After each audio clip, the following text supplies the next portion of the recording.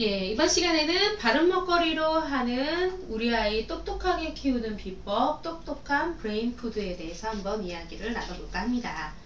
요즘 어머니들이 아이들의 식습관을 굉장히 중요하게 생각하고 인격 형성이나 그런 이제 심신이 건강한 아이들을 원하기도 하는데, 결정적으로는 두뇌가 잘 발달돼서 똑똑한 머리로 공부를 잘하는 아이, 그런 아이들 부모님들을 굉장히 원하시죠. 그래서 오늘은 전반적으로 어떻게 하면은 우리 아이들을 똑똑하게 잘 음식으로서 키울 수 있는지, 그거에 대해서 한번 이야기를 나눠볼까 합니다. 네. 디지털 치매라고 한번 혹시 들어보신 적 있나요? 요즘 애들 디지털 치매, 도대체 디지털 치매가 무엇인가? 예. 디지털 치매는 디지털 기기를 과도하게 사용을 해갖고 뇌의 기능을 손상이 돼갖고 그런 어느 순간부터 기능을 상실하게 하는 치매의 한 일종이에요. 그러니까 신종 치매라고 하시면 아마 맞을 것 같아요. 보통 치매하면은 노인성 치매에서 알츠하이머성 치매나 혈관 질환 쪽 치매를 생각하시는데, 요즘에 이렇게 디지털 기계가 확산되고 보편화되고 우리 유아동, 청소년, 성인들이 이런 디지털 기기들을 굉장히 많이 사용해요. 특히 스마트폰. 그래서 그런 걸로 인해서 기억이 손실되고, 기억이 굉장히 많이 손실되거든요. 그러한 치매를 일컬어서 디지털 치매라고 합니다. 그래서 디지털 치매는 도대체 디지털이라는 것은 우리 사람에게 이로운 것인가 해로운 것인가, 이런 것에 대해서 한번 생각을 해봐야 될 문제입니다. 네, 디지털 기기의 폐허, 우리는 이것을 짚고 넘어가야 되는 게 이번 챕터인데요. 뇌운동을 돕거나 학습 능력을 키운다고 해서 선전하는 디지털 기기조차도 뇌에 유해하다는 이론이 제기되기 시작했습니다. 그래서 학습 DVD는 학습에 도움이 되지 않는다. 그리고 소셜 네트워크 같은 경우에는 사회성을 키우지 못하게끔 하면서, 그리고 멀티태스킹은 사람의 능력을 향상시키는 방법이 아니다라는 이론이 나오기 시작을 했습니다. 노트북이나 스마트 기기 등이 유아, 어린이, 청소년들에게 전혀 도움이 되지 않죠. 정보를 더 많이 깊게 정신적으로 처리할 수 있도록 뇌의 학습 효과가 그걸로 인해서 증가가 하게 되는데, 인터넷이나 그리고 이런 스마트폰 이런 게 그러한 아이들이 생각을 하고 찾아보게 하고 그런 걸 전혀 하지 못하게끔 해요. 예, 그래서 디지털 기기는 스스로의 정신 활동을 방해하면서 비상적으로 굉장히 우리 이런 정서적인 거나 그런 운전대 보고 주는 거 다시. 디지털 기기는 스스로의 정신 활동을 방해해서 피상적으로 생각하게 하는 경우가 있습니다. 온라인 소셜 네트워크는 사회적인 행동을 발전시키는 기회가 아직 부족한 청소년들에게 통제력과 그런 거를 상실하게 되고 사회성 부족 현상을 일으키게 됩니다. 예전에 베이비 아인슈타인이라는 유아용 전문 DVD가 있었어요. 그거는 2003년 디즈니가 판매했던 유아 교육용 전문 DVD 시리즈였습니다. 이 DVD 시청 대상은 당연히 아기겠죠. 영유아. 예. 그래서 이제 부모들은 자신의 자녀를 천재로 키우고 싶은 욕망이 굉장히 높아요. 공부 잘하고, 그래서 좋은 대학 가고 좋은 직장을 취업하기 위해서 우리 아이가 영재였으면, 천재였으면 하는 부모들이 굉장히 많거든요. 그런 마음에 이 제품을 구매를 했어요. 하지만 유아용 텔레비전 프로그램이나 DVD를 시청하는 아기들은 그렇지 않은 아기들보다 언어 발달이 더 늦은 것으로 확인이 됐어요. 오히려 엄마가 직접 읽어주는 동화책, 그럼으로써 엄마하고 아이하고 서로 이야기를 나누고 주고받고 하는 그런 아이들이 훨씬 더 언어 발달이나 두뇌 발달이 많이 됐다라는 것, 그게 결과치로 나타나면서 이 베이비 아인슈타인이라는 DVD를 전량 수거해서 폐기 처분하고 더 이상 판매를 하지 않은 그런 일도 있었습니다. 예.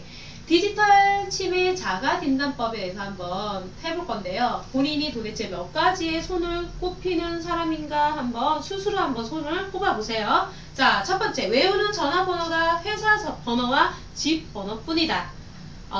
저도 제 집 번호하고 회사 전화번호도 가물가물한데요. 저도 거기에 해당되는 것 같아요. 주변 사람과 대화 중 80%는 PC나 SNS를 통해서 한다. 그리고 세 번째로는 전날 먹은 메뉴가 생각나지 않는다. 계산서에서 서명할 때 빼고는 손으로 글씨를 쓰지 않는다. 처음 만났다고 생각한 사람이 전에 만났던 사람인 적이 있다. 왜 자꾸 같은 얘기를 하느냐고 지적을 받은 적이 있다. 이거는 저희 엄마들, 노인분들, 중년 노년이신 분들이 이런 증상이 가장 많이 나타나시는 것 같은데, 그분도 디지털 치매일까요?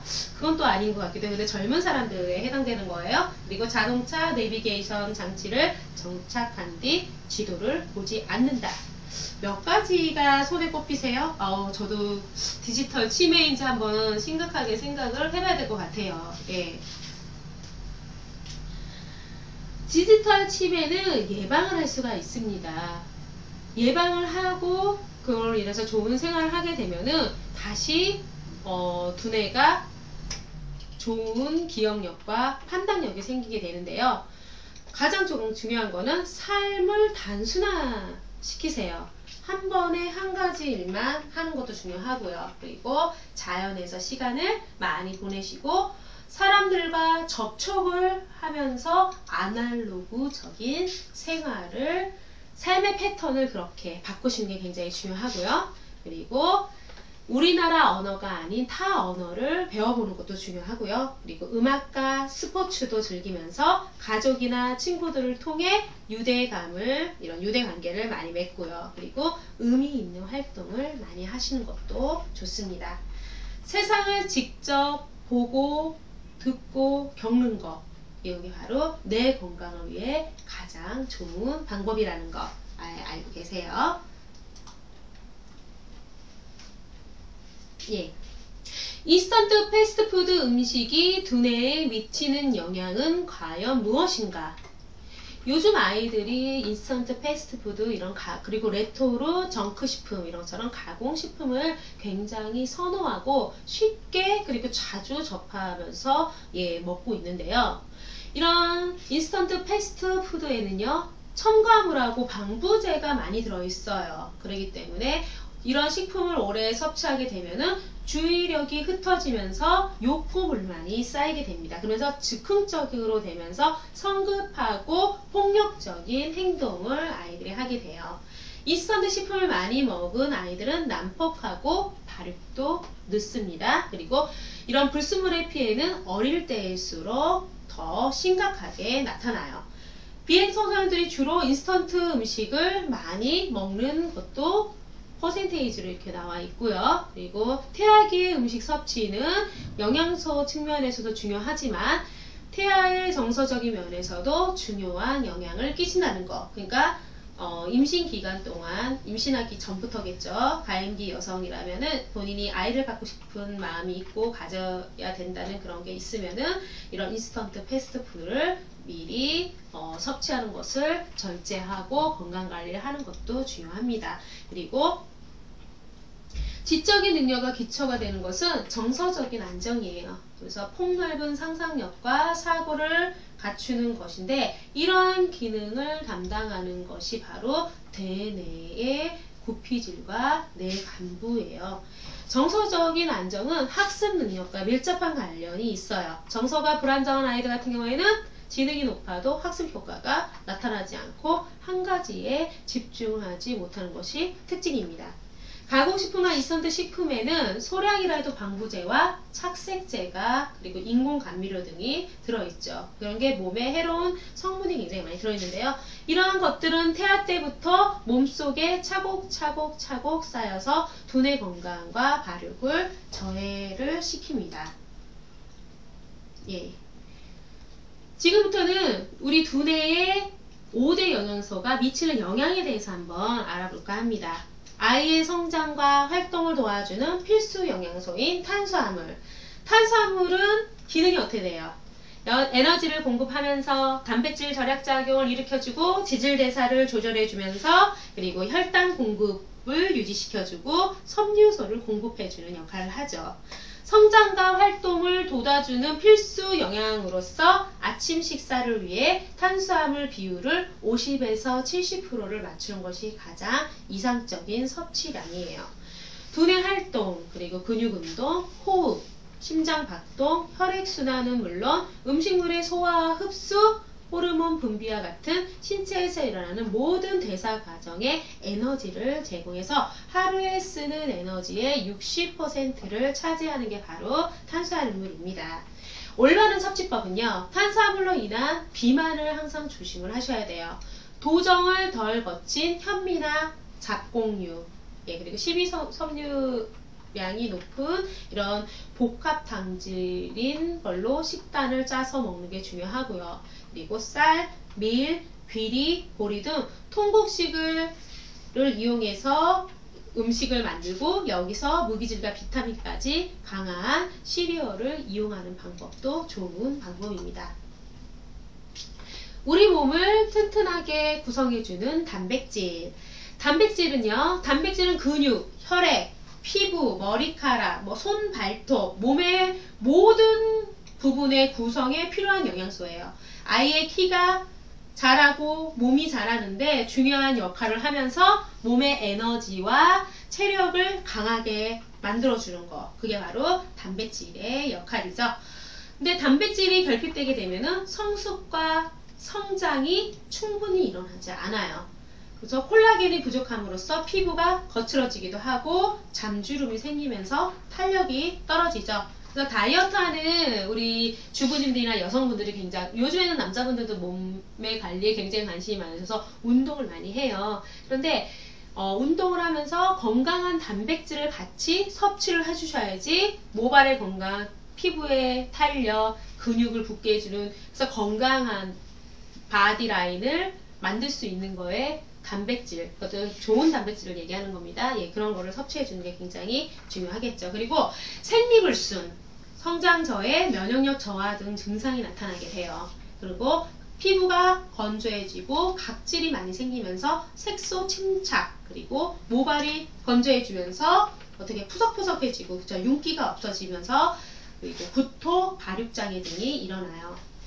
단백질을 올바르게 섭취하는 방법은 1세에서 3세 아이 같은 경우는 하루 단백질 섭취량이 60에서 90%, 4세 이상은 50에서 70%, 그걸 동물성 단백질로 섭취를 하는데, 이건 기름기를 제거한 단백질을 얘기하는 거예요. 소고기, 돼지고기, 닭고기 등이 있겠죠. 그리고 식물성 단백질은 성장 호르몬의 분비를 촉진을 시켜주는데, 두루미, 듀제품, 그리고 생선, 동푸른 생선도 해당되고 흰살 생선도 해당돼요. 그런 단백질을 같이 섭취해 주시면은 건강한 단백질을 많이 섭취할 수가 있는 방법 중에 하나입니다.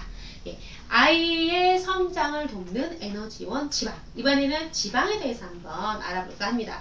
지방은요, 포화지방산과 불포화지방산이 있어요. 동물성 기름으로 이루어진 포화지방산과 그렇지 않은 몸에 건강하고 이로운 영향을 주는 불포화지방산, 이렇게 두 가지로 나타나게 되는데요.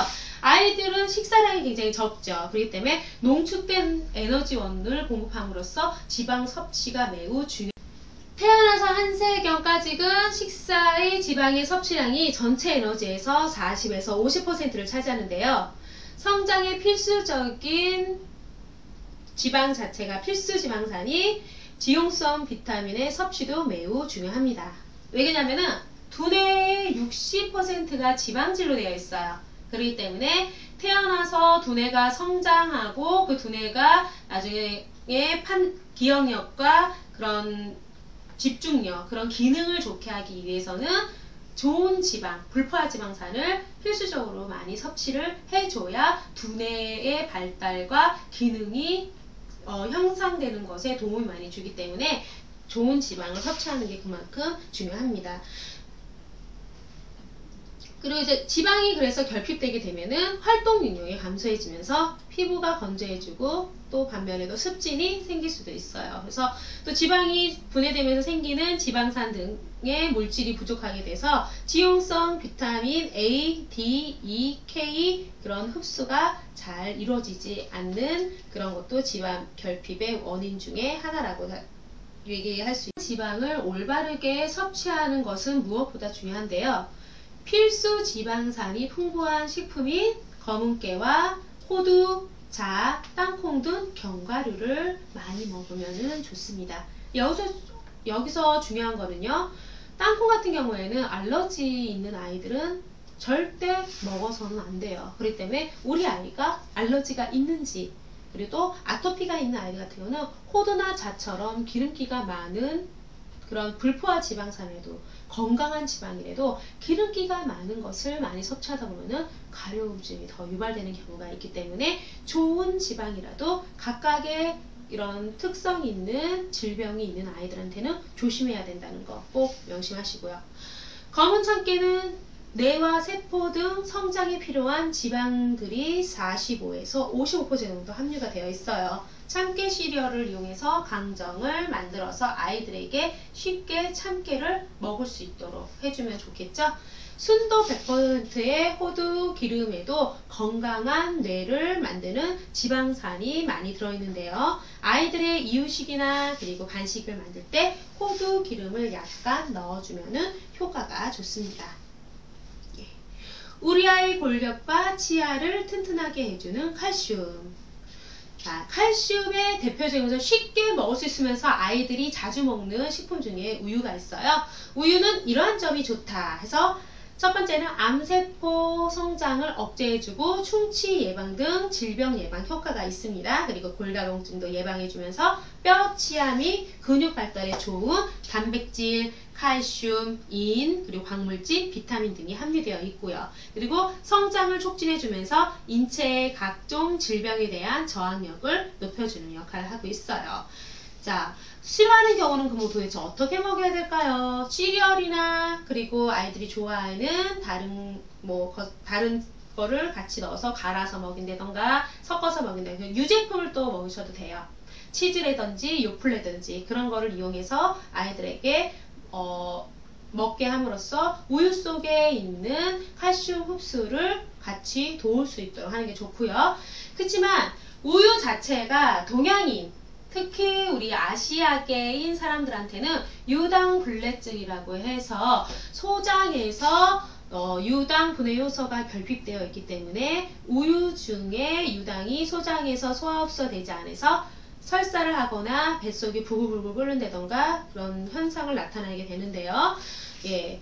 우유의 유당인 락토스를 소화하는 락타제 성분이 우리 몸속에 부족하기 때문에 그래요. 그래서 낙농업계 예전부터 조상대대로 낙농업을 했던 나라에서는 이런 일이 있지 않은데 우리나라는 이런 농경사회 국가 같은 데서는 우유를 그렇게 쉽게 섭취할 수 있지는 않았기 때문에 자체가 유당불내증이 있을 수밖에 없어요. 그렇기 때문에 우유를 한꺼번에 먹지 말고 조금씩 나눠서 양을 서서히 넣는 것도 중요하고요.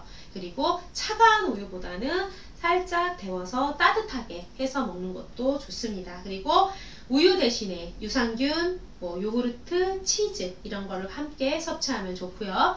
그리고 딸기 우유, 바나나 우유, 이런 과즙 우유에도 우유는 들어있습니다. 그렇기 때문에 정말 우유를 먹기 싫은데 억지로 먹일 필요는 없고 그래도 그런 딸기 우유, 바나나 우유라도 어느 정도 먹이면은 그 대신에 먹은 다음에 치아나 그리고 너무 많이 먹으면은 입맛도 없을 수 있고 또 살이 찌는 원인이 될 수가 있어요. 당분이 많이 들어있죠. 그렇기 때문에 조심해서 먹여야 된다는 거. 예, 이렇게 해서 칼슘이 우리 아이의 골격과 치아를 튼튼하게 해줌으로 인해서 또 우리 아이가 두뇌가 성장하는데 어떠한 도움이 되는지 알아보았고요.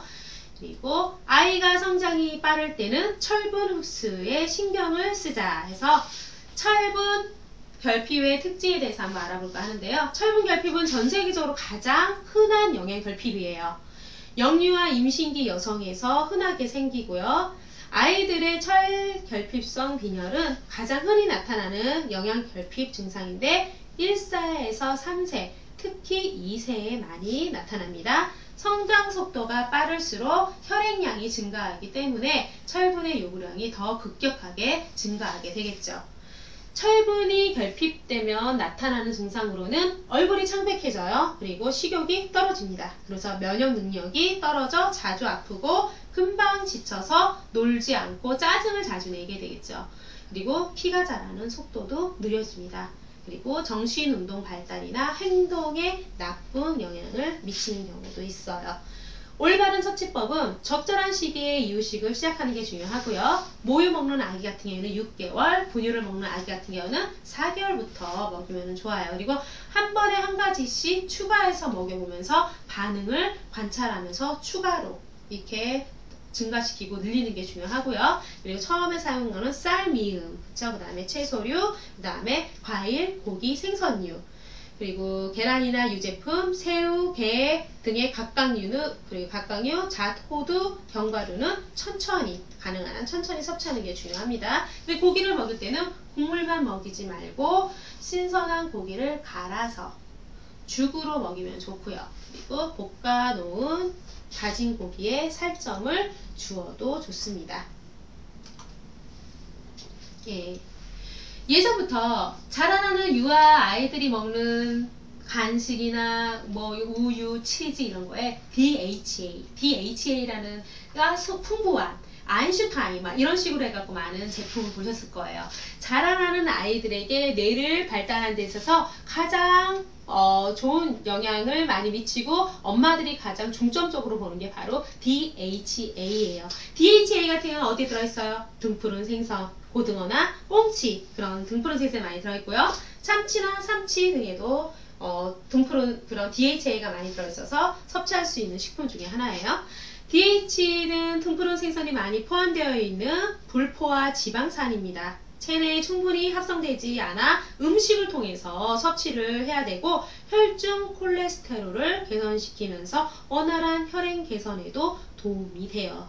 그래서 아이들이 먹는 키즈 오메가3 거기 보시면은 DHA와 EPA라는 아마 그런 영양 성분을 보셨을 거예요. 그게 DHA는 두뇌를 발달시켜주고 EPA는 혈행 개선을 도와줘서 두뇌 끝까지 혈행이 잘 돌아줘야지 두뇌 발달이나 아니면은 그런 활용성, 기능이 향상되겠죠. 그렇기 때문에 그런 영양소가 등푸른 생선에 많이 들어있습니다.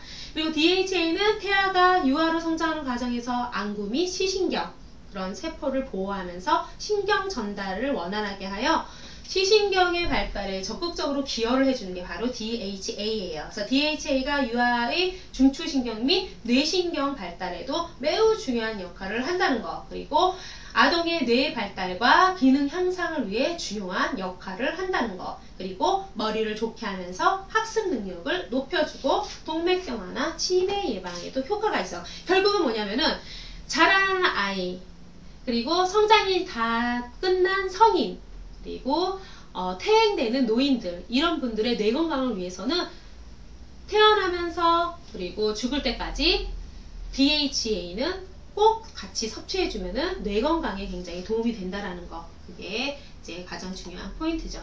자, 그리고 DHA하고 각각 똑같은 역할을 해주는 것 같지만 또 식물성에 많이 들어있기도 하고 달걀에도 많이 들어있는 레시틴에 대해서 한번 이야기를 나눠볼까 합니다. 뇌 기능을 높여주면서 뇌세포를 활성화시켜주는 레시틴. 레시틴은요, 음식으로 따지면 천연유화제예요. 그래서 빵을 구울 때 기름기 있는 거와 그리고 수분이 결합을 시켜주는 역할, 그게 레시틴이죠. 그래서 저희가 마요네즈 만들 때 뭐 넣어요? 기름하고 달걀하고 넣어갖고 믹스하죠. 그럼 어떻게 돼요? 물과 기름은 섞일 수 없지만 달걀의 노른자에 들어있는 레시틴이 유화작용을 위해서 같이 섞여주는 역할을 해준다. 이거는 음식적으로 재료 과학에 있어서 레시틴의 역할이에요. 그런데 청소년에게 레시틴은 두뇌에서 수분을 제외하고 30%나 차지해요. 그래서 두뇌에 영양을 공급하는 물질로서 뇌 기능, EQ, IQ 향상에 도움을 많이 주고요. 그리고 뇌세포의 그 30%를 차지한다고 했죠. 그래서 정상적인 두뇌는 포도당을 이용해서 에너지를 얻어요. 그리고 세포의 신진대사의 문이라고 할 수 있는 세포막의 주성분인 레시틴은 성장을 도와주는 역할을 해줍니다. 그래서 레시틴을 많이 섭취하게 되면요. 레시틴은 어디 들어있다 했어요? 아까 제가 얘기한 것처럼 동물성 단백질인 계란, 노른자 속에 들어있고요. 식물성 단백질이 밭에서 나는 소고기라서 대표적인 게 뭐예요? 홍이죠. 홍 속에 바로 또 레시틴, 식물성 레시틴이 들어가 있어요. 예, 대두 레시틴이라고도 합니다. 레시틴은 세포를 활성화하게 하면서 뇌 기능을 향상시켜줍니다. 그리고 뇌의 기능을 좋게 하면서 기억력과 집중력을 증대시켜주는 역. 레시틴이 풍부한 식품에는 나나, 그리고 생선이나 조류의 알, 그리고 대두, 간, 그 다음에 효모, 땅콩, 생선, 장어, 그리고 해바라기씨, 참깨, 들깨, 호두, 잣, 호박씨, 견과류와 면실류에 다 많이 들어있는 게 바로 레시틴이에요. 그렇기 때문에 이걸 많이 먹게 되면은 동맥경화, 심장병, 간기능장애, 지방의 소화흡수 불량 등에도 굉장히 효과가 있다고 알려져 있습니다. 그래서 수험생 청소년에게 필수적인 영양소가 바로 레시틴이라는 거, 이걸 꼭 알고 계셨으면 합니다. 예. 뇌 기능을 활발하게 시켜주는 비타민. 도대체 비타민이 왜 뇌의 기능을 활발하게 해줄까? 비타민은 뭐예요? 비타민은 혹은 또 바이타민이라고 하죠. 생명체가 살아가는데 중요한 역할을 하는 분자로 많은 양이 필요하진 않아요. 그리고 단독적으로 영양학적으로 가치가 있어서 생명을 연장시키고 성장하는 데 도움이 되는 영양소는 아닙니다. 그죠? 하지만 몸에서는 아예 만들어지지 않습니다. 그리고 충분하게 만들어지지 않기 때문에 음식으로부터 섭취를 해야 되는 거죠. 그래서 비타민이란 말은 라틴어로 생명을 의미해요. 그래서 비타민은 탄수화물, 지방, 단백질과 달리 에너지를 생성을 하지는 못합니다. 하지만 몸의 여러 기능을 조절을 해주죠. 그래서 대부분은 효소나 효소의 역할을 보조하는 조효소의 구성 성분이 되어서 탄수화물, 지방, 단백질, 무기질의 대사에 관여를 하게 됩니다. 또 비타민 B, 비타민 B군에는 뇌에 영향을 주어서 기억력이 좋아지는 역할을 하면서 비타민 B군이 부족하게 되면 사고력에 막대한 영향을 미치게 돼요. 방향 감각이 상실된다던가 환상을 본다던가 그리고 의기소침해진다던가 성격의 변화에 유발하는 게 바로 비타민 B가 부족할 때 나타나는 현상이고요. 비타민 B1이 결핍하게 되면은 기억력 감퇴는 물론 집중력이 저하가 됩니다. 그러면서 변비도 생기면서 체중 감소도 생기면서 무기력증이 같이 나타나요. 그리고 당뇨병, 심장비대증, 신경쇠약, 우울증, 각기병, 부정, 식욕부진 그런 증상이 많이 나타납니다. 그러니까 신체적으로도 문제가 생기고 정서적으로 문제가 생긴다는 거. 그게 비타민 부족의 큰 원인 중에 하나고요. 비타민 하면은 비타민 C를 많이 생각을 하실 거예요. 비타민 C는요, 정서가 안정되고 집중력도 쑥쑥 향상되는 데에 중요한 역할을 해줘요. 왜 우리가 피곤할 때 비타민 C를 먹으면은 왠지 피로감이 회복이 되면서 활력이 생기잖아요. 그게 바로 비타민 C가 그러한 역할을 해주기 때문이에요. 그래서 또한 비타민 C는 뼈, 혈관, 치아 발육에 도움을 주면서 철분의 흡수를 도와서 철결핍성인 빈혈 방지에도 굉장한 효과가 있습니다. 자, 브레인푸드는요, 기억력, 집중력 등의 두뇌 핵심 기능을 수행하고 대뇌의 신경세포를 원활하게 해주면서 두뇌 활동의 주요 에너지원으로 사용되는 성분을 갖고 있는 식품. 브레인푸드 종류에는 바다의 대표 브레인푸드엔 뭐가 있어요? DH가 풍부한 등푸른 생선, 고등어, 꽁치, 참치, 정어리 이런 생선류의 DH가 굉장히 풍부하면서 필수 지방산의 하나로서 뇌를 구성하고 있는 지방의 약 10%를 차지하고 있고 뇌 세포막을 형성해서 두뇌 발달을 돕고 기억력을 높이는 데 굉장히 효과가 있죠. 그래서 또한 수험생에게는 두뇌에 영양을 공급해주고 우울증, 그리고 주의력 부족, 과민증 이런 거를 개선하는 데 도움을 주는 게 DH. 견과류 속의 비타민 E로 활성산소의 뇌 공격을 방어하는 사람의 뇌는 신체 기관 중 지방이 가장 많은 기관으로 활성산소에 의해 산화가 되기 쉬워요. 활성산소에 인해서 뇌가 손상되는 것을 막기 위해서는 항산화제를 먹어야겠죠. 그런 거가 바로 호두자, 땅콩 이런 견과류와 호박씨, 해바라기씨, 그런 씨앗류, 그거에 항산화제인 비타민 뭐가 E가 많이 풍부해서 뇌 손상을 막아주는 역할을 합니다. 또한 단단한 견과류를 오독오독 씹으면 뇌의 혈류량이 늘어나게 돼요. 그래서 두뇌의 활성화에도 도움이 됩니다. 그래서 야구 선수들이 아니 운동하는 선수들이 껌을 씹는 거 보셨을 거예요. 뭐 맛있으라고 씹을까요? 아니에요. 껌을 씹으면은 아까 얘기했던 것처럼 오독오독 치아를 많이 쓰게 되면은 뇌의 혈류량이 많이 늘어나서 집중력을 요할 때 그때 껌을 씹으면은 훨씬 더 효과를 많이 나타낸다고 하더라고요. 그래서 운동하는 사람들 중에서 특히 집중을 많이 요하는 사람들, 그리고 실험을 통해서 해봤는데 껌을 씹은 학생 A, 그렇지 않은 학생, 그래서 일시적으로 문항을 외우라고 해갖고 시험을 봤는데 껌을 씹은 아이들이 훨씬 더 성적이 잘 나오는 것을 봤어요. 그렇기 때문에 많이 씹는 거, 이거는 두뇌 발달에도 좋지만 그런 기능을 원활하게 잘 유지시켜주고 향상시켜주는데도 도움이 많이 된다는 사실. 그렇기 때문에 아이들이 채소나 섬유질이 많은 음식, 딱딱한 견과류 이런 거를 자주 먹고 씹으면은 그만큼 뇌의 발달이나 기능이 좋아진다는 거, 그거를 명심하면 돼요. 네, 이번 시간에는 인간이 만든 위대한 속임수 식품 첨가물에 대해서 한번 이야기를 나눠볼까 합니다.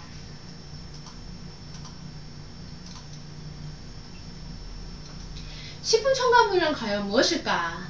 식품의 외관, 향미, 풍미, 조직, 그래서 저장성을 높이고 향상시키기 위해서 식품의 미량으로 첨가되는 비영양성 물질. 어떤 물질? 영양이 전혀 없어요. 비영양성 물질. 그거를 식품 첨가물이라고 합니다. 2006년 9월에 식품 첨가물 표기를 의무화하기 시작을 했고요. 국내에서 사용이 허가된 식품 첨가물은 600여 종 이상 됩니다. 사이트에 들어가서 보시면은 어떠한 식품 첨가물이 허가가 되어 있는지, 용량은 어디인지, 식품의약안전청 거기 들어가시면 확인할 수가 있어요.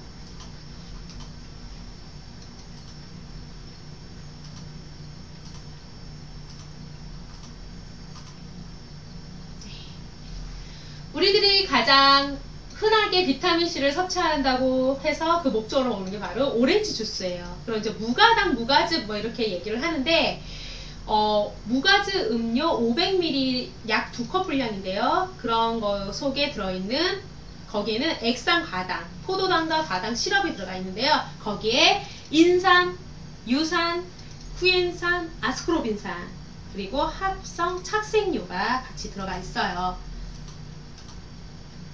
자, 우리가 피해야 할 유해 식품 첨가물에는요. 첫 번째로 아질산 나트륨, 발색제라고 합니다. 육가공품의 육색을 보정을 시키면서 항균 및 항산화 작용, 그리고 육류의 풍미를 증진을 육가공품의 육색 교정, 그리고 향균 및 항산화 작용, 그리고 육류의 풍미 증진 역할을 해주면서요. 높은 온도에서 아민과 결합하여 니트로소아민으로 만들어져요. 니트로소아민은 발암물질입니다. 그래서 니트로소아민 해서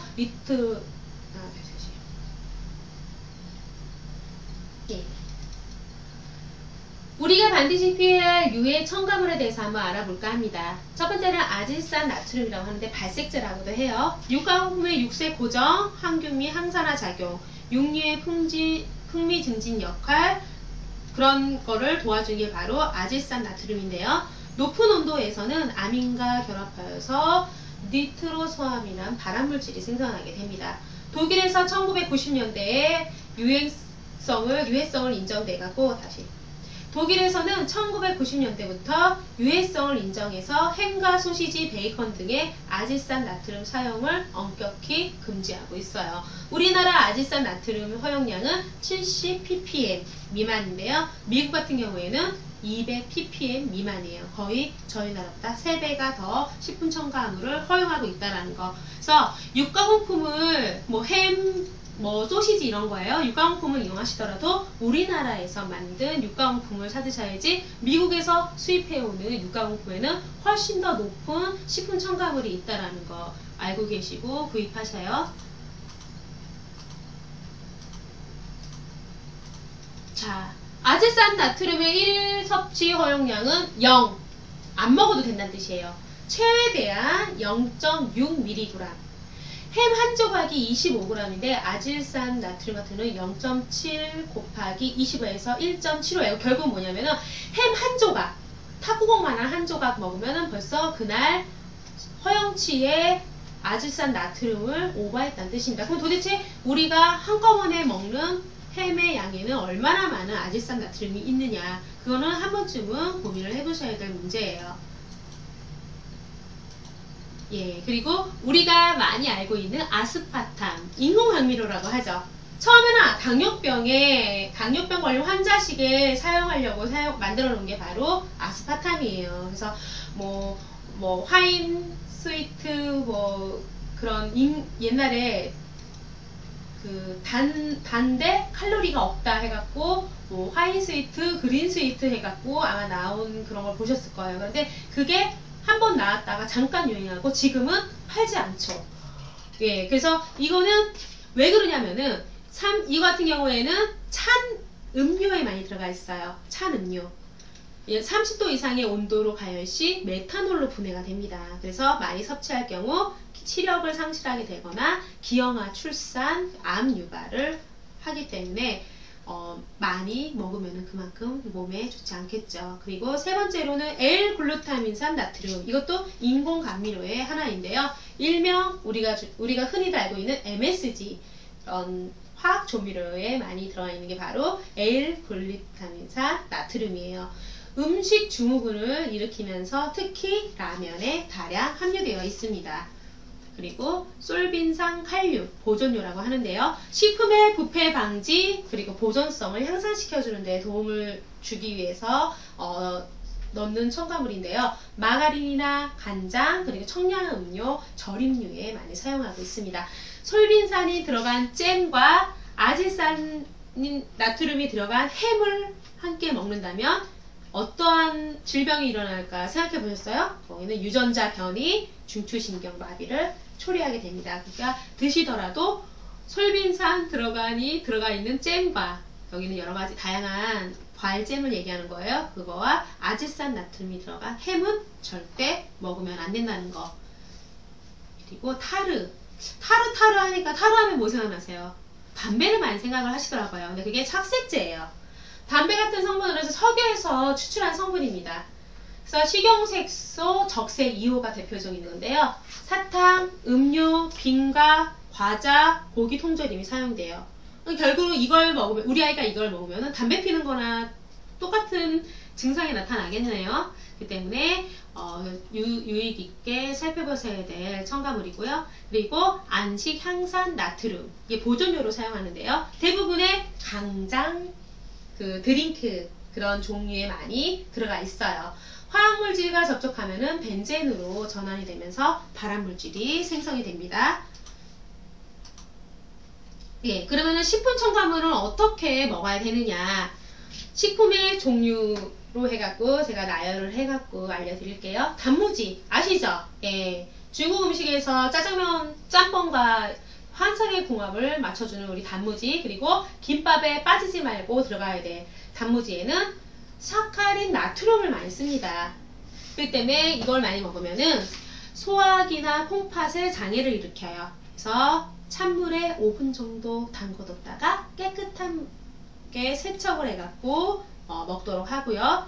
자, 따끈한, 지금 이제 겨울인데요. 제가 이 동영상 찍고 있는 이 계절은 겨울입니다. 그래서 길가에서 파는 따끈한 어묵이 정말 맛있게 느껴지는, 자, 우리 아이들 어묵 볶음이나 이런 거 굉장히 좋아하죠. 이 어묵에는 소로빈산 칼슘이라는 식품 첨가물이 들어있는데요. 이거는 중추신경마비나 출혈성 위염, 간, 눈, 예, 그리고 피부에 자극을 주게 됩니다. 뜨거운 물에 헹구거나 뜨거운 물을 뿌려갖고 스품 첨가물을 제거한 다음에 먹으면 좋고요. 그리고 우리 아이들도 좋아하고 저희 아동요리 지도사나 이런 요리하는 분들이 많이 쉽게 사서 쓸 수 있는 통조림 옥수수. 예, 맛있죠, 굉장히. 근데 그 안에는 방부제나 산화방지제가 많이 들어있어요. 그래서 중추신경마비나 그리고 출혈성 위염, 그다음에 콜레스테롤 상승 그런 이제 부작용을 줍니다. 그래서 체에 받쳐서 찬물에 깨끗하게 헹궈 주시고요. 항상 통조림 제품은 오픈 동시에 다른 그릇에 유리 용기나 타파 그런 용기에다가 옮겨갖고 예, 저장해 놓고 드셔야 된다는 거. 산화가 돼서 독성이 나오는 건 아시죠? 예, 그리고 맛살, 게맛살이라고 하죠. 근데 맛살에는 게가 들어있다? 절대 안 들어있습니다. 생선, 흰살 생선이 들어가 있어요. 그런데 빨갛게 꼭 다리에 있는 그 색깔을 나타내죠. 예, 그게 이제 분홍빛, 붉은색빛 건데, 그래서 착색제로 해서 산도 조절제가 같이 들어가는데요. 이거는 간, 혈액, 콩팥장애나 그리고 생식기 저하를 일으킵니다.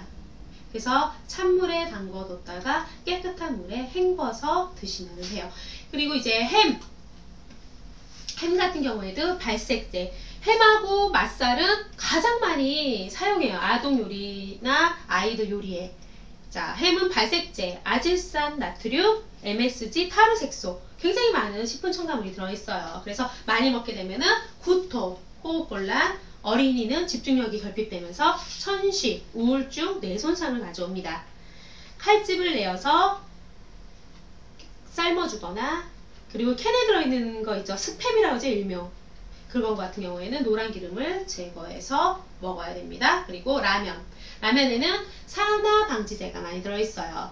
콜레스테롤을 상승시켜주면서 유전자 손상 염색체가 이동하는 그런 부작용이 나면서 제거하는 방법으로는 면만 삶은 후에 찬물에 헹궈서 다시 끓인다. 맛이 없을 것 같은데요. 그냥 안 먹는 게 낫지 않을까? 아니면 가끔 한 번씩 예 그렇게 할 때도 좀 깨끗하게. 아이들을 먹을 때는 요즘에는 유아용, 어린이용 라면이 따로 나와요. 그래서 건강하게 라면을 하나 먹이더라도 건강한 라면을 먹을 수 있도록 하면 좋겠죠. 그리고 두부. 보통 집에서 만든 두부나 그리고 이제 손두부로 유명한 집에서 두부 같은 거 사시면은 솔직히 직접 만들어 보면은 굉장히 금방 으스러져요. 그게 단단할 수가 없어요. 근데 시중에 파는 두부 같은 경우는 굉장히 단단하죠. 그거는 응고제를 넣기 때문에 그래요. 그 안에. 그러면서 소포제랑 살균제가 같이 들어갑니다. 그걸 많이 먹게 되면은 피부염이나 고환이 위축이 돼요. 이거 남아아이들. 아까 전에 생식기가 이상이 오는 게 뭐라 그랬죠? 생식기. 아까 전에 햄하고 친한 누구? 맛살. 예. 맛살도 생식기 저하를 일으키는데요. 여기 보면은 두부 같은 경우에도 고환의 위축, 생식기입니다. 그렇기 때문에 그런 부작용을 낳게 되면서 찬물에 헹군 다음에 유리용기에 넣어서 냉장 보관을 하시는 게 좋아요. 그리고 식빵에는 방부제, 중추신경마비나 출혈성 위염, 간, 눈, 피부 자극을 줍니다. 굽거나 전자레인지에 살짝 데워서 먹으면 좋습니다. 예.